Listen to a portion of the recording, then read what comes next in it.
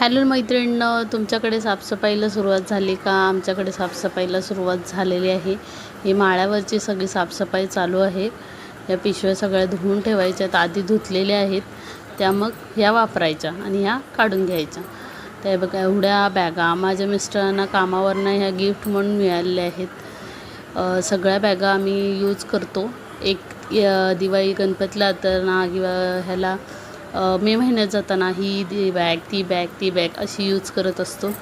त्यामुळे त्याचा वापर होतो. आणि स्वराजची इथे तलवारबाजी सुरू आहे.